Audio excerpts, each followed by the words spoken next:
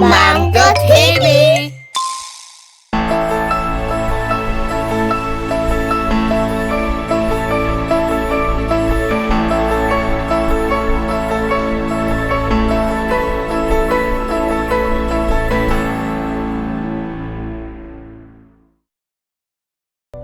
(1936년 11월 22일) 서울의 한 미술품 경매장에 조선의 백자 한 점이 나오자 사람들이 술렁였어.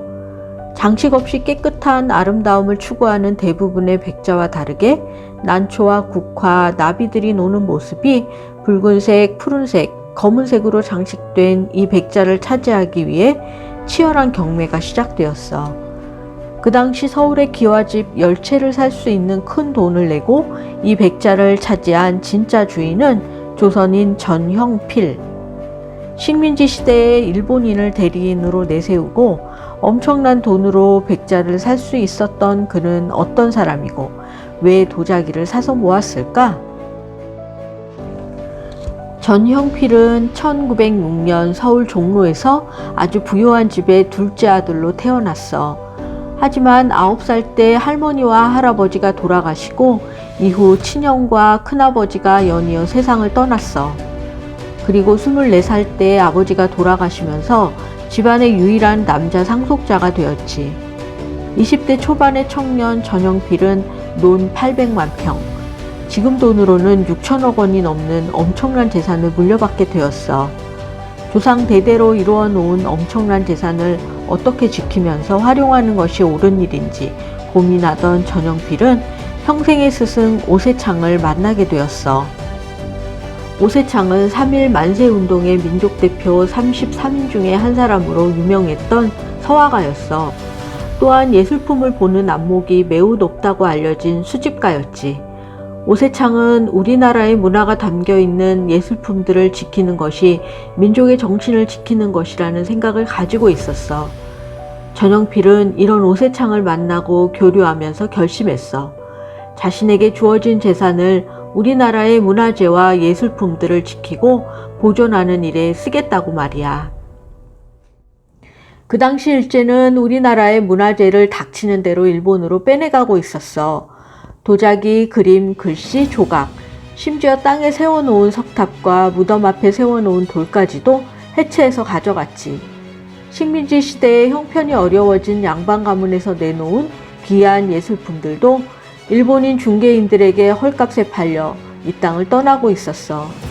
전형필은 한남서림을 통해서 예책과 그림을 사들였고 그가 서화를 귀하게 여기고 넉넉한 값을 치른다는 소문이 나면서 일본인 대신 그를 찾는 사람들이 점점 많아졌어. 서화골통품을 수집하던 사람이 한 부잣집에 들렀어. 부엌에서는 하인이 오래된 책들을 불쏘시개로 쓰고 있었지.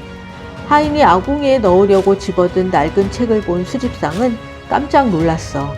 그것은 바로 조선 후기의 훌륭한 화가 겸재정선의 화첩이었기 때문이야. 수집상은 그 화첩을 전형필에게 가져왔고 전형필은 좋은 값을 치르고 그 책을 샀어.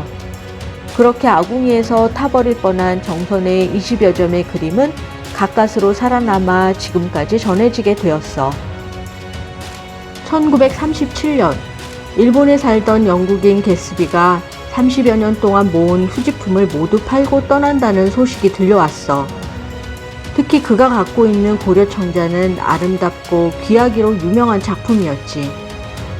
전형필은 그가 가진 고려청자 20점을 한꺼번에 사들였어. 금액은 40만 원. 당시 기와집 400채 값에 해당하는 엄청난 액수였어. 하지만 전형필은 망설이지 않고 값을 지불했어. 한글이 매우 체계적이고 과학적인 글자라는 것은 지금에서야 널리 알려져 있지만 그 당시에는 한글이 어떻게 만들어졌는지 알 수가 없었어. 창제 원리와 방법이 적힌 해례본이 있다는 기록은 남아있지만 그 책은 남아있지 않았거든. 전형필에게 훈민정음 해례본을 찾는 일은 평생의 숙제이자 소원이었어.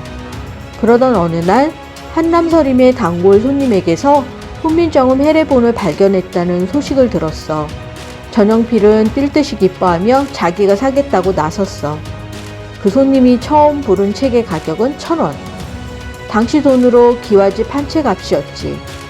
하지만 전영필은 11,000원을 지불했어. 이때 그가 산 훈민정음 해례본은 현재 국보 제70호로 지정되었고 덕분에 한글이 만들어진 원리와 그 우수성이 500여 년 만에 밝혀질 수 있었어.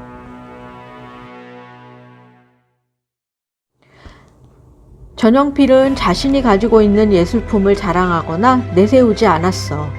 소문이 나서 작품들을 일제에게 빼앗길 것을 염려해서였지. 귀한 작품들은 남몰래 일본인들을 내세워서 사들인 적도 많았어. 그만큼 그는 우리의 문화재를 모으는 것만큼이나 지키는 일도 중요하다고 생각했어. 1950년에 한국전쟁이 일어나자 모았던 문화재들을 급한 대로 모아 숨겨두고 피난길에 나서게 된 전영필은 훈민정음 해례본을 가슴에 품었어. 그는 이 책을 피난길 내내 가슴에 안고 다니고 잘 때는 베개에 넣고 자며 지켰지. 말과 글에는 우리 민족의 얼이 담겨 있고 우리 길이 어떻게 시작된 것인지를 반드시 후대에 전해야 한다는 책임감으로 그렇게 훈민정음 해례본을 지켜낸 거야. 부모에게 엄청난 재산을 물려받은 전영필은 많은 돈과 권력을 누리며 살 수도 있었을 거야. 하지만 그는 자신의 부를 일제 치하에서 사라져가는 우리 민족의 문화재를 지키고 가꾸기 위해 썼어. 그리고 우리 문화에 대해 더 많이 알고자 하는 사람들에게는 아낌없이 보여주었어. 문화재를 지키고 아끼는 방법으로 민족 정신을 지켜낼 수 있다고 믿었기 때문이야.